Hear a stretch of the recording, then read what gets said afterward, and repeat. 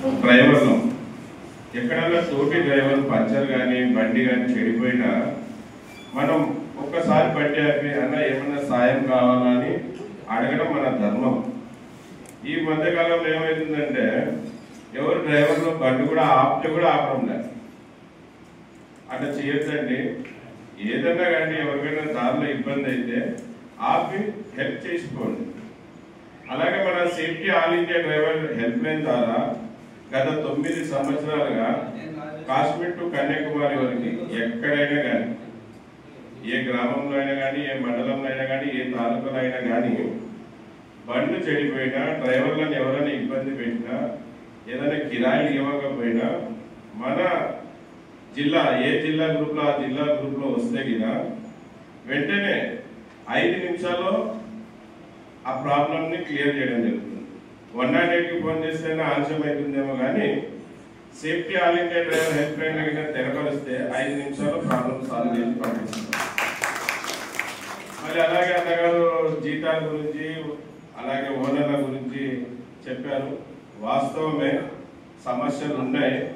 ఇక్కడ మనం డ్రైవర్లు ఓనర్లు ఆలోచించాల్సింది ఏమంటే ఓనర్ బాగుంటే డ్రైవర్ బాగుంటాడు, డ్రైవర్ బాగుంటే ఓనర్ బాగుంటాడు. ఈరోజు ఓనర్ ఎదుగుదలకి ఎలాగైతే డ్రైవర్ కారణమవుతాడో డ్రైవర్ ఎదుగుదలకు కూడా ఓనర్ కారణం కావాలి. ఎందుకంటే ఈరోజు ఒక బండి ఉన్న అతనికి 10 బండ్లు సంపాదించి ఇచ్చేది డ్రైవరే.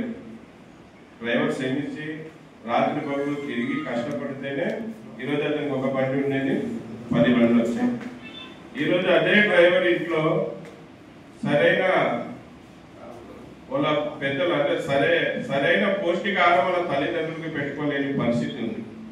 అలాగే అందరినీ కాదనుకొని ఇతనే నా సర్వస్వమని వచ్చిన భార్యని కూడా సరిగా చూసుకోలేని పరిస్థితి.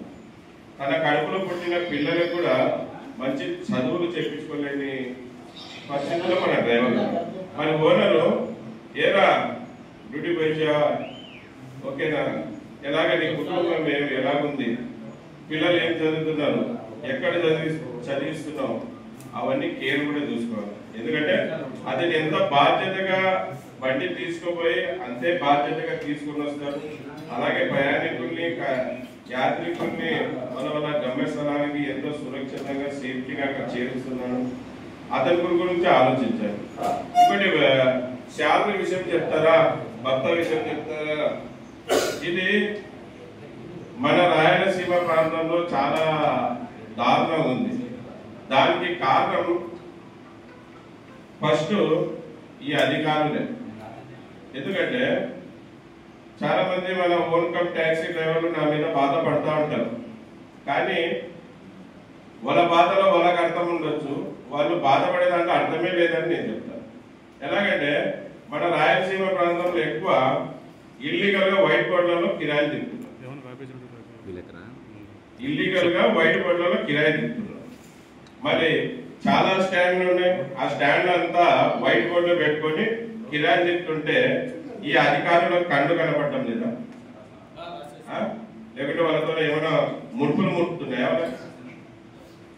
వైట్ బోర్డులు 10 స్టాండ్లు వరుసగా పెట్టింటే మీరు చూసి చూడడానికి ఎందుకున్నారు అంటే